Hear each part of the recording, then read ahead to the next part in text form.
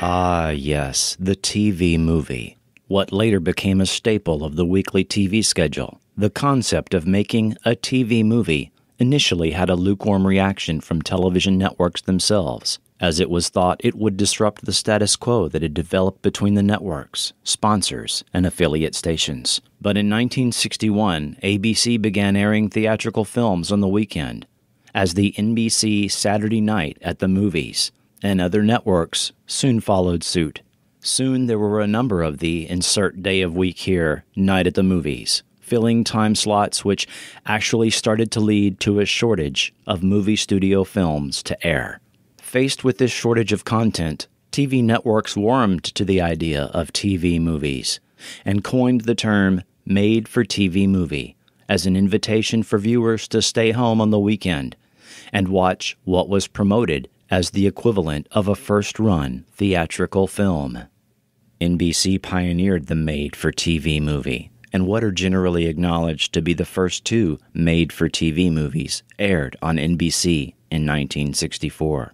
But it was ABC that upped the game in 1969, taking a concept previously floated to all the networks and rejected of creating a weekly, original, made-for-TV movie with a 90-minute instead of a 120-minute time slot that allowed for a smaller budget. ABC called this new TV movie format the movie of the week, and the rest is history.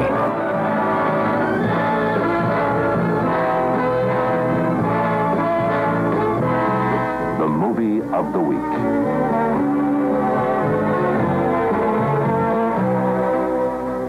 ABC presents an original motion picture produced especially for the movie of the week.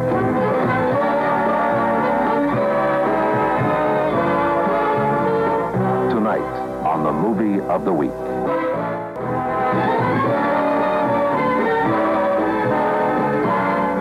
ABC presents the movie of the week. ABC initially cranked out 25 of these a season, airing on Tuesday nights at 7:30 p.m. Central Time. Using an established popular series as a lead-in, this allowed the final time slot of 9 p.m. Central to have a 1-hour program before the local news. This also made viewers less likely to change channels at 8 p.m. In 1971, ABC added a second movie of the week on Saturday night and adjusted the titles of the shows to The Movie of the Week and The Movie of the Weekend. Soon there were movies of the week all over the place. At one point, ABC producing 69 of these during the 1973 to 74 season.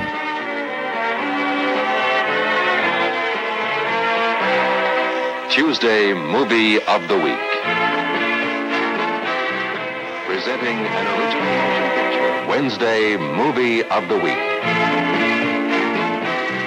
Presenting an original motion picture. But during the 1973 fall season, ABC added another movie on Saturday nights to their schedule, this time titled the ABC Suspense Movie, and usually consisting of thriller, mystery, as well as horror-type films. Many of these being essentially TV versions of the type of classic Gothic horror films Hollywood had made popular since the 1930s, and a genre of television that networks found popular with Dark Shadows, Night Gallery, Ghost Story, and others. And thus, we have our podcast topic for this special episode of Forgotten TV, the podcast that brings you TV memories of the 70s and 80s, including short-lived TV shows, pilots, and made-for-TV movies.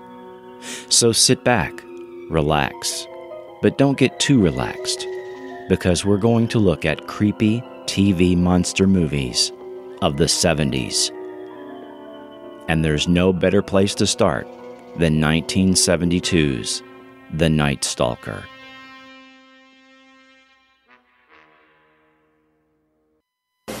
I introduce myself? My name is Kolchak of the Daily Chronicle. Kolchak reports the bizarre, the supernatural, the unexplainable. You again is another crazy story. This nut thinks he is a vampire. You know what I call that? Irresponsible yellow journalism. He has killed 4, maybe 5 women. I saw that so-called super killer wipe up the streets with your so-called police force. They don't want any help from amateur bloodhounds like you. I've been a reporter for 22 years. I've been a police officer for 30. Well, then why don't you retire? Each man in the field is issued one of these and one of these. Are you suggesting that we pound one of these into Skorzeny's chest? No, into his heart. Darren McGavin, the Night Stalker.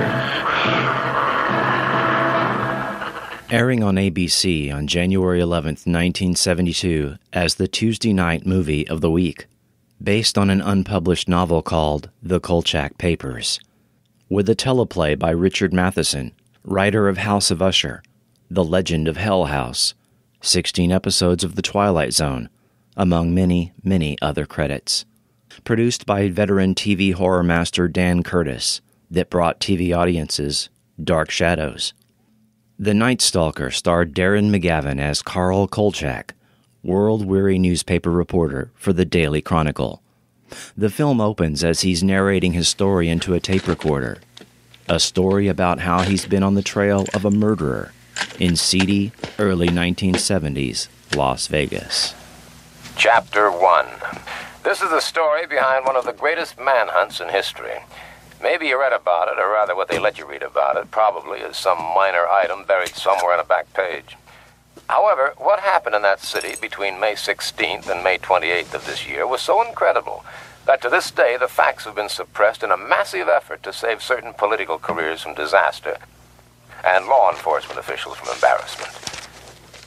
This will be the last time I will ever discuss these events with anyone. So when you have finished this bizarre account, judge for yourself its believability, and then try to tell yourself, wherever you may be, it couldn't happen here. All the murder victims were showgirls, ladies of the evening, cocktail waitresses, and all had their bodies drained of blood. Then someone robbed the local hospital of all their stored blood. The local authorities withhold this information from the public, leading Kolchak to one particular conclusion. There is a killer who thinks himself to be a vampire. Did I say it was a vampire? Well, what does your suggested headline say? The story makes it clear. Vampire killer in Las Vegas, ? Do I misread? The story makes it clear. Do I misread, or did you use the word vampire? Some screwball who imagines he's a vampire is loose in Las Vegas, and people ought to be told. If there's a screwball running around loose in Las Vegas, his last name begins with a K. You already heard about the little scene you have with the boys downtown. No vampire stories. Clear?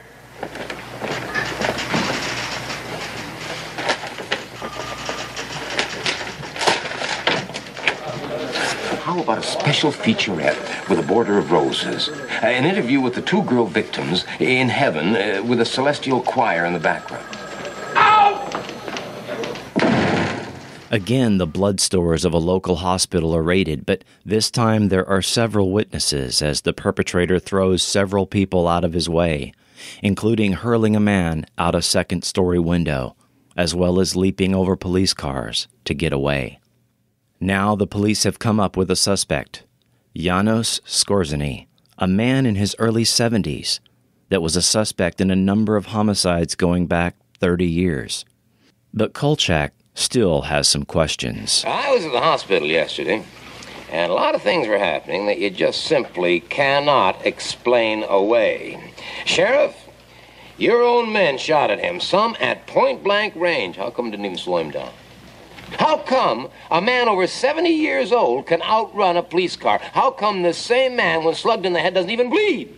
Now, I saw those gashes in his head, and whatever was trickling down from those wounds, it was clear. It was this guy's got a motor mouth. Can't we shut him up? No, let him hang himself. Then we'll finally be rid of him. So far, he has killed 4, probably 5 women.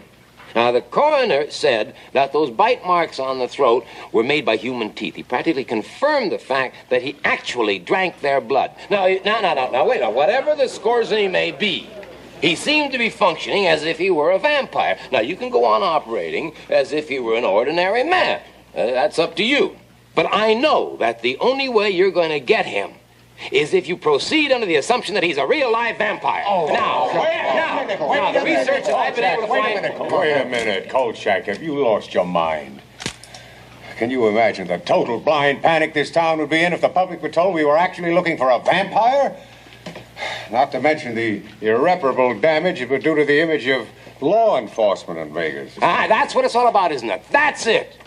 Kolchak's investigating leads him to the house where Skorzeny lives.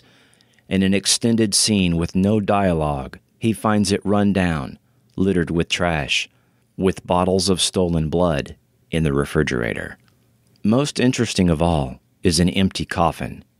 That is, until the owner of the house returns home, and Kolchak finds himself face to teeth with a vampire. In a truly creepy scene, Kolchak manages to gain the upper hand and drives a stake into Skorzeny's heart, just as the police show up to witness the true nature of their serial killer.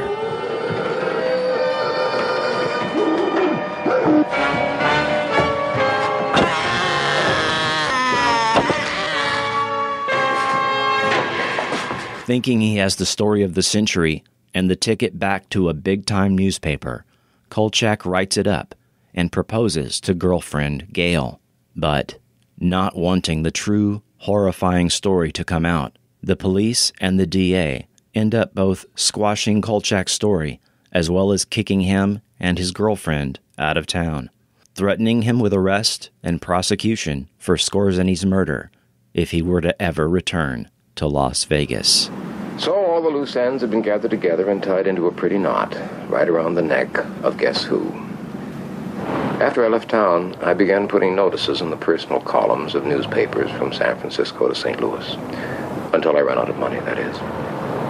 So far, I've received no answers, but I'll keep trying, even though I don't think I'll ever find Gail Foster again. Maybe it's just as well. So that's it. The book's finished, and now you'll have to judge for yourself. I must warn you, however, if you try to verify this account, you will find it quite impossible. Item, in Washington, D.C., there was no longer a file listing the suspect under his true name or any of his alleged aliases. Item, in Las Vegas, all of those who were involved have either left town, aren't talking, or are dead. I haven't had a decent night's sleep since all this happened.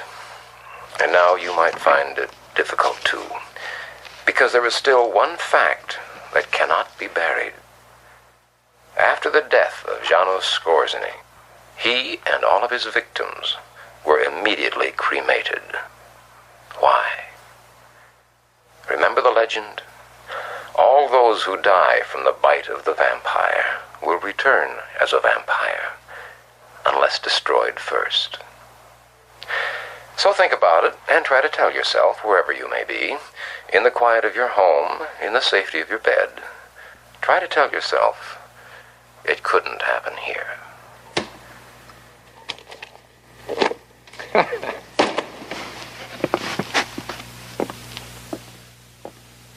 Behind the scenes. The Night Stalker earned the highest ratings of any TV movie up to that time, reportedly a 33.2 rating, with a 54 share. It was so well received that some of the producers later said they wish they had taken the movie and gone with a theatrical release instead. The Night Stalker featured wonderful supporting actors: Claude Akins, Larry Linville, Simon Oakland, and Barry Atwater. A truly creepy film that lent itself well to be aired as the late movie on both ABC and later CBS repeatedly. I well remember watching it on the late movie in the mid-'80s. ABC soon ordered another Kolchak TV movie called The Night Strangler that aired a year later. The movie was very similar in tone and plot to the original and did almost as well in the ratings. A third movie was planned but was set aside when the network ordered a series instead, and we got 20 episodes of Kolchak, the Night Stalker.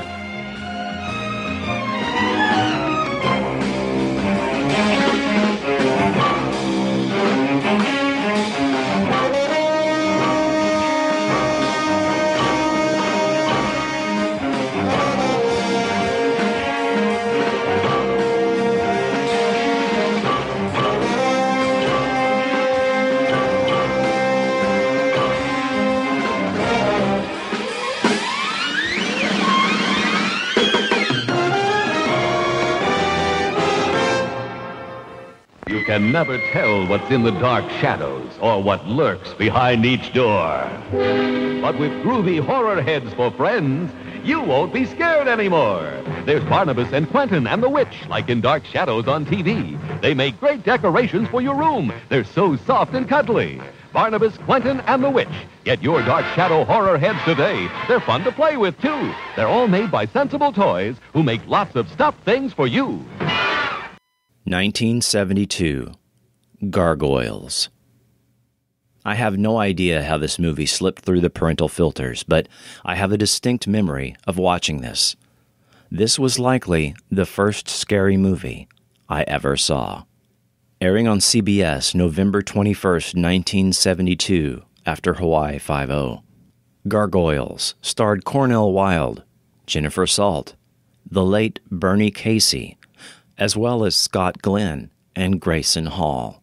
A creepy voiceover by none other than the Outer Limits control voice introduces the viewers to the Gargoyles, documentary style. And so it came to pass that while man ruled on earth, the gargoyles waited, lurking, hidden from the light. Reborn every 600 years in man's reckoning of time, the gargoyles joined battle against man to gain dominion over the earth. In each coming, the gargoyles were nearly destroyed by men who flourished in greater numbers. Now it has been so many hundreds of years that it seems the ancient statues and paintings of gargoyles are just products of man's imagination. In this year, with man's thoughts turned toward the many ills he has brought upon himself, man has forgotten his most ancient adversary, the gargoyles.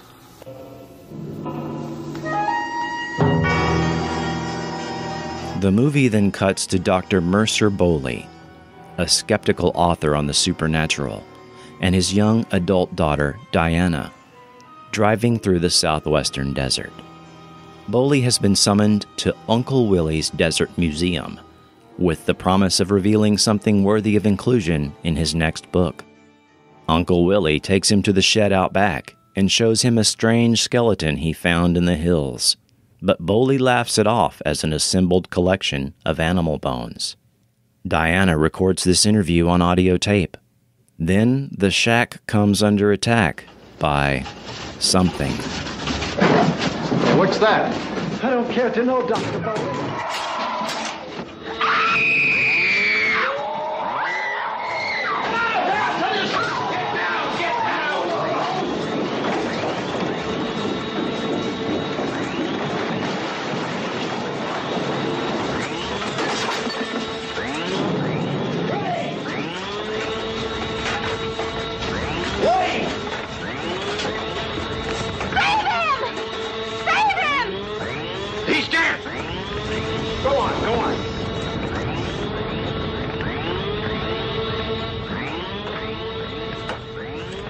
Bowley and Diana barely escape the shack, now burning down, but Uncle Willie wasn't so lucky.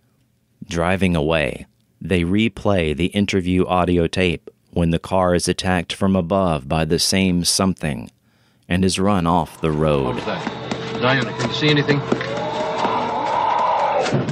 They're on the roof. Hold tight.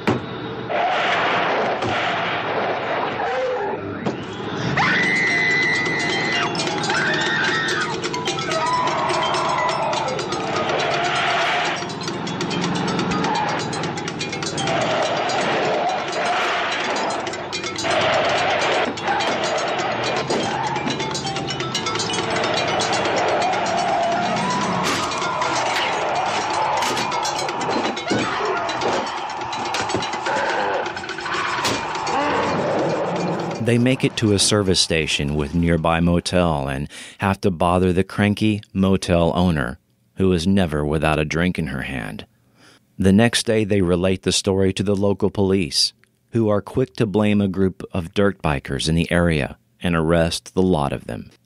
Late that night, Boley is in the motel room trying to sleep when clawed hands come up over the end of the bed.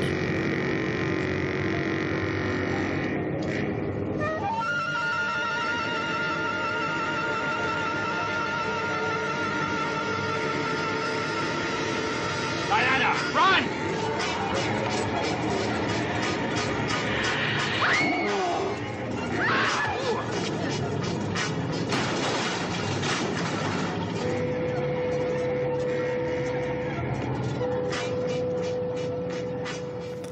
Gargoyles are in the room after the skull Boley kept from Uncle Willie's skeleton.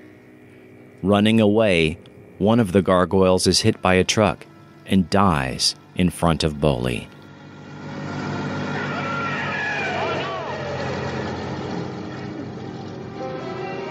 Soon more gargoyles return for the body of their friend, and Boley and Diana try to make a run for it. The gargoyles overturn the car and take Diana back to their cave in the desert. The next day, the police, the bikers, even Motel Lady are all out combing the desert for where the gargoyles are hiding out with Diana. Diana explores the cave and has an odd conversation with the main gargoyle. Diana!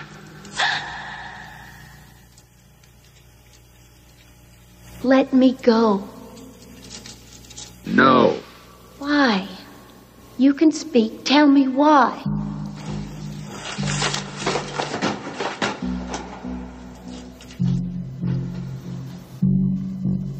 These are my father's books. He teaches from them. Then you must teach me, Diana.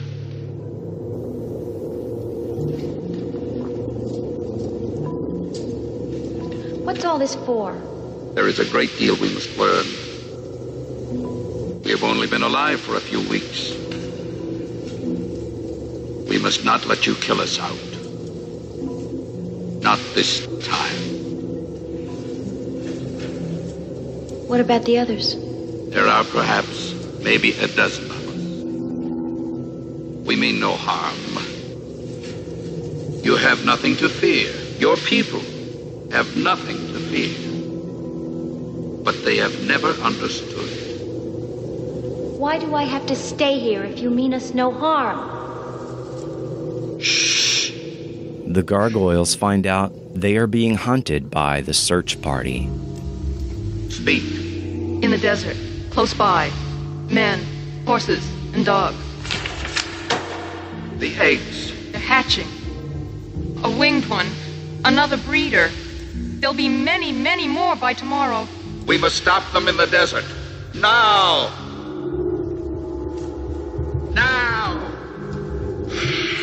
Bowler is taken to the cave and comes face to horns with the gargoyle, who seems overly happy to lay down some exposition. Do you think that you tricked me into bringing you here? You only tricked yourself. You and your daughter will never see another human again. 500 years we waited. And now our eggs have begun to hatch again. But we must have time. Time enough to grow strong before you and your kind destroy us. And we shall not die. It will be you and your kind that dies. And what if mankind isn't ready to be wiped off the face of the earth? Oh, you'll be around to see it, Boley. The end of your age. The beginning of mine. What? Oh! Bowler escapes the cave and brings along one of the bikers, Scott Glenn, with a plan to burn the gargoyles out of the cave along with their eggs. The cave now on fire, Bowler and Diana have a final showdown with the main gargoyle. Let her go! The girl comes with me. You hear that? They'll be here in a moment. You brought them here to kill us. We kill you before you can kill us. Go. Alone you have a chance. The rest of you are finished. Not while there are 2 winged breeders left.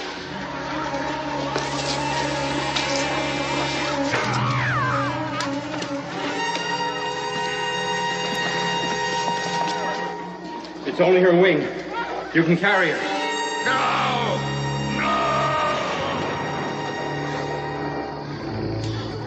How clever you are. Your choice has allowed you and your daughter to survive. It also allows me and my kind to survive. Perhaps at the price of your supremacy on Earth one day.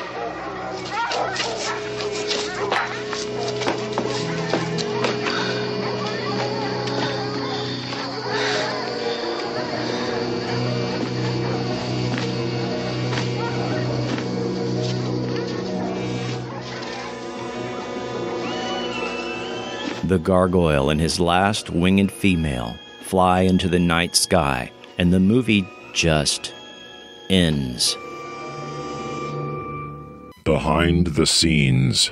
Gargoyles was repeated on TV late movies and in syndication for years. I'm sure when I saw this as a kid, it was a later repeat airing, but that motel room scene with the gargoyle claws creeping over the edge of the bed stuck with me for years. The Emmy award-winning creature makeup was done by Stan Winston, and this is the first thing he is credited to have worked on during his long career, which included The Terminator, Aliens, The Monster Squad, among so many others. Gargoyles eventually faded from TV, and in 1998 it was finally released on VHS, and a couple of times on DVD, but it has been out of print for a few years. It was last seen on Svengoolie this year, and if you keep checking the listings, Gargoyles will undoubtedly pop up again. After these creepy messages, we'll be right back. Come a little closer, madam. I want to tell you about something your children will love. Monster vitamins. They're fun. They're screaming Mimi. Babbly Bap. Monstermobile. Monsters taste terrific too, Mother. Your children should get vitamins by eating right, but when they don't, Mother, Monsters and Monsters Plus Iron sure help. My children love them. Right, kids? Right! Don't be scared. I'm the super sweet monster with the super sweet new cereal, Count Chocula. Biffle, here's the super sweet new cereal, Frankenberry. But I've got chocolate sweeties for monstrous chocolate flavor. Well, I got berry-flavored sweeties for monstrous strawberry flavor. Count Chocula. Frankenberry. Hi. Frankenberry. Count Chocula. Hi, this is Ernie Hudson, and you're listening to Forgotten TV.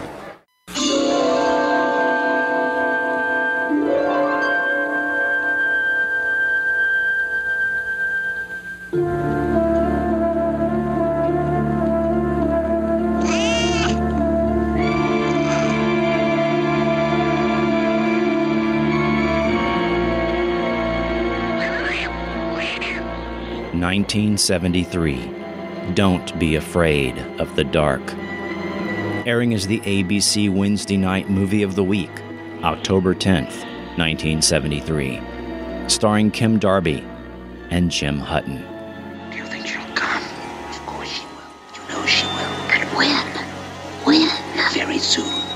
It's just a matter of time, of waiting for a while. All we have to do is bide our time, bide our time. But it's been so long, so many years.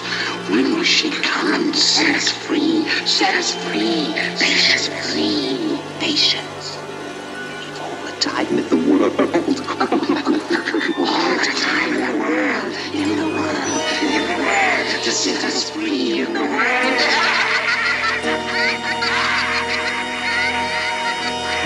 Sally Farnham and her husband Alex inherit an old mansion from Sally's recently deceased grandmother. Shortly after moving in, she discovers a bricked-up fireplace in the basement den and asks the estate's handyman, Mr. Harris, about it. He tells her that Sally's grandmother had him seal it up after her grandfather died, and it is better to leave it the way it is. After he leaves for the day and Sally is alone in the room, she uses some of Mr. Harris's tools to try to remove the bricks herself. She is unable to budge the bricks, but is able to pry open a small side door that Mr. Harris said was used for removing ashes from the fireplace. Inside is not a fireplace at all, but a dark, large, deep sub-basement. As Sally leaves the den, several whispering voices are heard coming from behind the fireplace, calling her name and proclaiming that she set us free.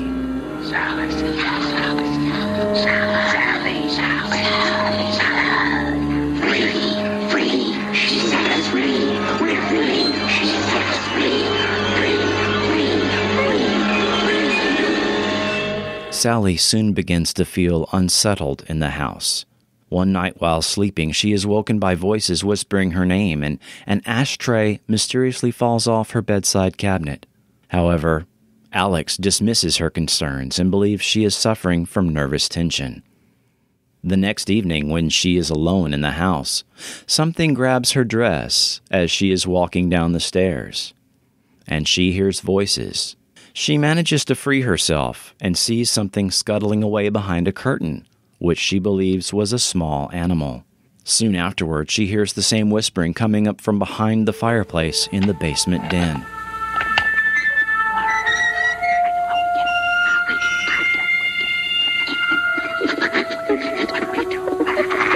When Alex returns home, he remains unconvinced of her story, but makes sure the fireplace is bolted securely shut to reassure her. The following night, during a dinner party, Sally sees a small, hideous, goblin-like creature near her leg under the dinner table. She screams.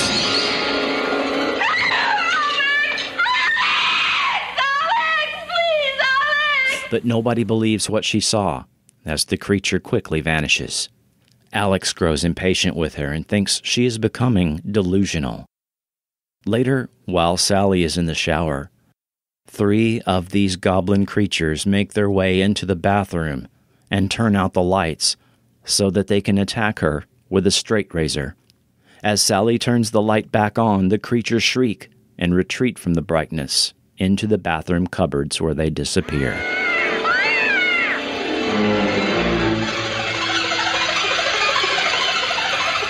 Sally then tells Alex that they should sell the house. The following day, Alex goes away on business, and Sally arranges to go and stay with her friend Joan. However, before she goes, the creatures attempt to trip Sally down a flight of stairs, but they accidentally cause the death of her interior decorator instead. Sally tries to comfort the creatures and ask them what they want, to which they reply they want her, as whoever frees them must become one of them.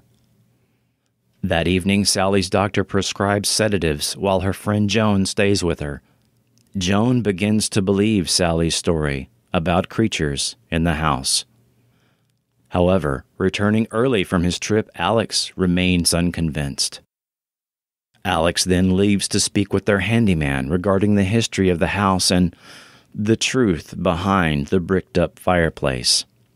While Sally tries to remain awake after the creatures put sedatives into her coffee, the electricity is cut by the creatures, and Joan is locked outside by them while checking on the circuit breaker. Sally manages to walk downstairs, but the creatures trip her over in the dark. As she is semi-conscious, they then drag her into the basement den and into the unsealed fireplace before Alex and Joan can reach her. Ultimately, Sally, now with the creatures and speaking with them, patiently waits for the next victim to move into the house. Of course they will come. We know they will.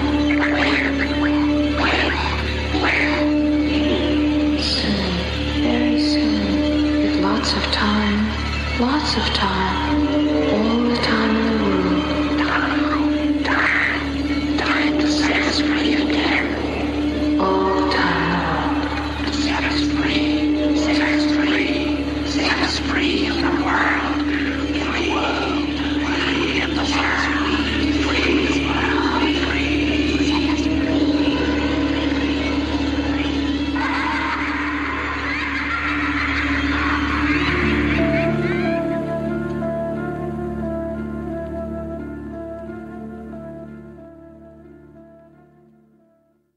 I want to bite your finger. It's a Dracula game. Just set the clock. Just try your luck. If Dracula's cape opens, you have to put your finger in his mouth and press the lever. If he leaves a mark on your finger, you have to start over again. He didn't bite me! If you can sneak all the way around Dracula's house, you'll win the game. You're not supposed to bite people. It's a Dracula game. I want to bite your finger from Hasbro. Good evening, and welcome to Night Gallery. A potpourri of paintings slightly tilted left of center. Don't be frightened. A collection of oils and still lifes that share one thing in common. You won't find them in the average salon or exhibition hall or art museum. Get out of here! We deal in paint, pigment, light and shadow, realism, surrealism, impressionism, and ghost stories. It enters your system like a chew, and then it grows like a cancer. These are not your ordinary canvases. You don't find Monet in a mausoleum or a Van Gogh in a graveyard. Is it his stare that gives me the chills? Or is it really cold in here? Not quite real, the almost real, and the frankly and flagrantly unreal. This is some kind of trick. That's what we deal with here, the bizarre. The name of this place is the Night Gallery.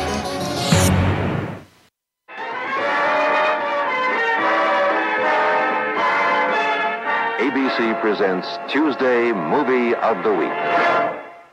1975, Trilogy of Terror. One of the key creepy TV movies well remembered today was 1975's Trilogy of Terror. Sandwiched between Happy Days and Marcus Welby on a Tuesday night, another movie of the week, Trilogy of Terror featured 3 anthology-style stories, presented in the 90-minute runtime, all starring actress Karen Black, in sort of an acting tour de force, all directed by Dan Curtis, and all written by suspense writer Richard Matheson. And all were named after the woman involved in the plot. A plain college professor who seduces a student, Julie. A pair of sisters who squabble over their father's inheritance, Millicent and Therese. But who are we kidding? The segment everybody thinks about when Trilogy of Terror is mentioned is the third segment, Amelia.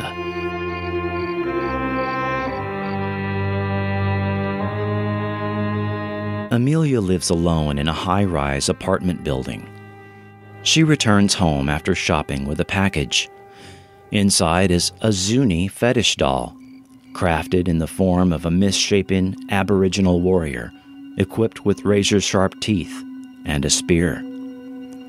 A scroll comes with the doll, claiming the doll is that of a Zuni hunter, named He Who Kills, and that the gold chain adorning the doll keeps the doll from coming to life. As Amelia makes a call to her mother, we learn that she suffers from her mother's overbearing behavior. Amelia struggles to justify her independence and attempts to cancel their plans for the evening because she has a date. The moment Amelia leaves the room, the Zuni doll's golden chain falls off without her knowing. Later, Amelia is preparing dinner using a carving knife.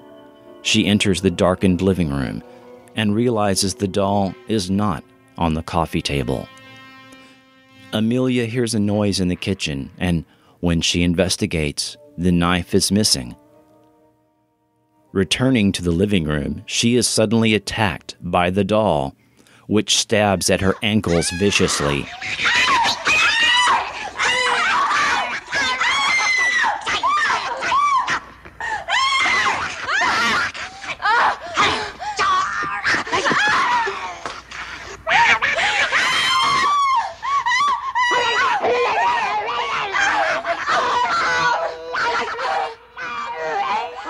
She attempts to flee, but the doll chases her around the apartment. In the bathroom, Amelia envelops the doll in a towel and attempts futilely to drown it in the bathtub. She later traps it in a suitcase, but the doll begins cutting a circular hole through the top of the suitcase with the butcher knife.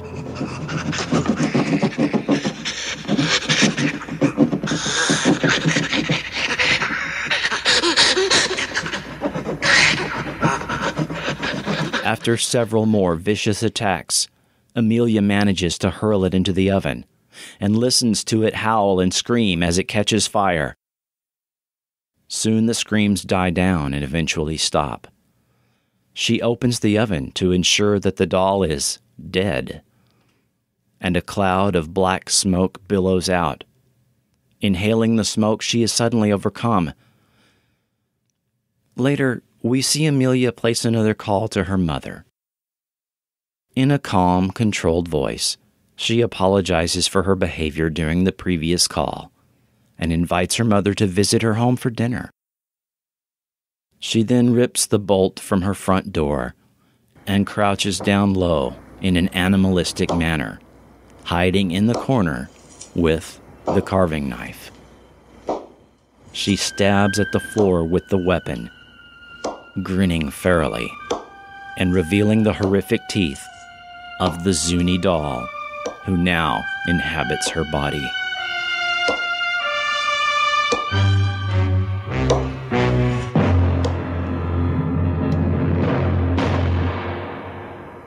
Behind the scenes.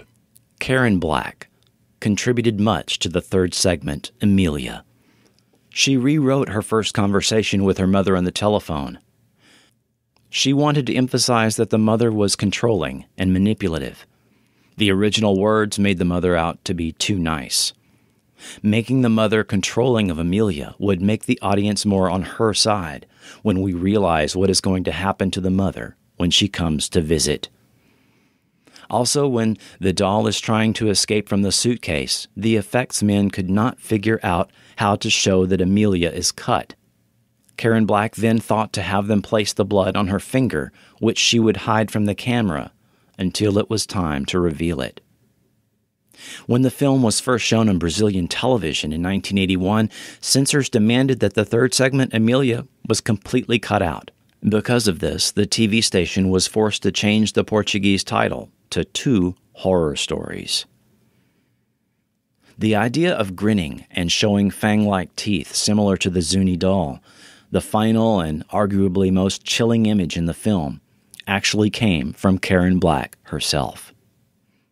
The Amelia segment of Trilogy of Terror has stayed in pop culture ever since, and the Zuni doll has endlessly been referenced. On Mystery Science Theater 3000, Sliders, The Simpsons, and even by Karen Black herself in the 2013 horror spoof, Ooga Booga. I don't remember you. Next time on Forgotten TV. Hunters found him in the wilds of northern Minnesota. A boy raised from infancy by wolves.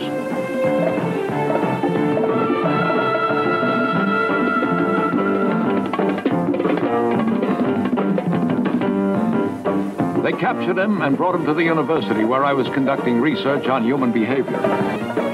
I named him Lucan. It's the 1977 TV movie and series Lucan. That's next time on Forgotten TV. And I'd like to thank the following YouTube channels for making this episode possible: Cathode Ray 60, Videoholic Ultimate, Cinemated Man, Obsgia, Matt Payne, Eternal Melancholy 1, Robert C. 2009, Gallery Night, The Rap Sheet, Mr. Psycho 313, Guy Conrad, Nito Coolville, the Museum of Classic Chicago Television, Sean MC, and Fishman. Forgotten TV is a member of Frequent Wire Podcast Network. Listen to other great shows by David Lawler and David Anderson, such as Two Davids Walk Into a Bar and Extreme Cinema. Forgotten TV is now on TuneIn Radio and can now be heard on the Amazon Echo by saying the command, "Alexa, ask AnyPod to play Forgotten TV." Don't forget to follow Forgotten TV on Facebook and Twitter. All social media links are found at forgotten.tv. I'm Chris Cooling, and this has been Forgotten TV.